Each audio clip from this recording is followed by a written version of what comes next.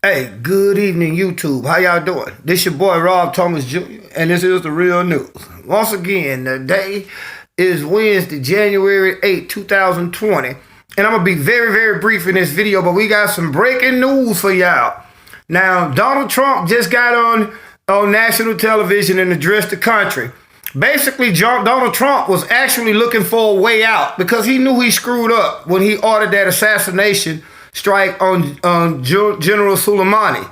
So now, when you look at his speech, Donald Trump was like, well, long as didn't nobody get killed in Iran, which is what I told y'all earlier. He said, long as didn't nobody get killed in Iraq, we just gonna let it roll. But if Iran keeps on, we gonna come back because we got balls bigger than yours. Right after Donald Trump finished that speech, 2 more bombs landed in Iraq. They're saying they came from the direction of Iran, but nobody's claiming responsibility. We believe if Iran would have done it, I could be wrong. A lot of times I'm not right at all. I'm sort of like that. I'm not right all the time, but almost 80 to 95% time. But what we think happened is Israel is now trying to muddy up the waters. Israel, who's the master of the false flag, is going to try something to basically get the world outraged and try to get that war escalated. Now, we got to give Trump and all his warmongering partners credit. They realized they screwed up. They was looking for a way out for what they did. And by the Iranians striking, sending all those missiles yesterday, and not one United States serviceman got injured or killed, Donald Trump was able to come back and backdoor and save face and say, well, look, didn't our boy get killed? We not worried about it. You know, we just gonna let it roll. But if y'all keep on with this, it's gonna go down. So basically, I'm thinking he telegraphing to Israel, hey, do what you do, which is create a false flag, which will give them the opportunity to go into Iraq. Now, again, this is speculation as far as my interpretation with Israel. But again, we know how Israel rolls. We know that Israel really controls your government. That's going to be a whole nother video. Matter of fact, soon as they let us go live, because again, we thank y'all, we got enough subscribers, they're going to have to let us start going live.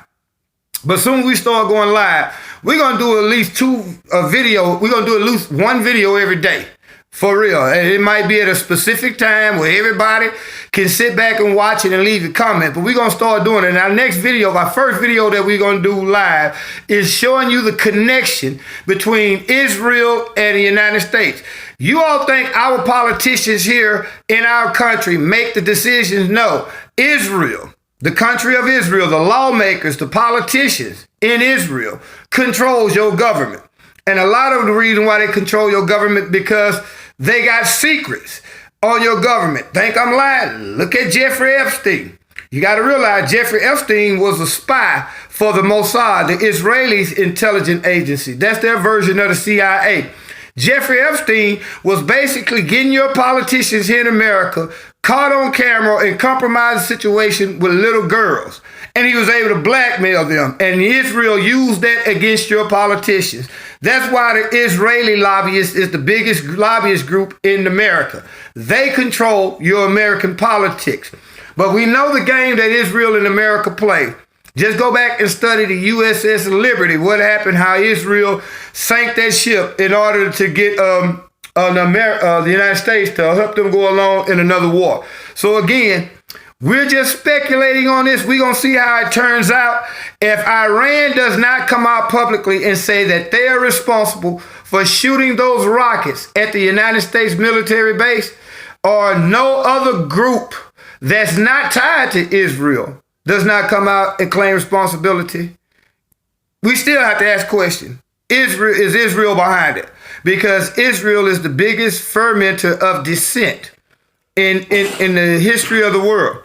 And again, I'm not making my indictments or accusations against the people of Israel. But your Israeli government, especially Benjamin Netanyahu, who is the biggest piece of crap ever created in history. Literally, this man here was born to Satan's grandmama. That's just how evil this dude is.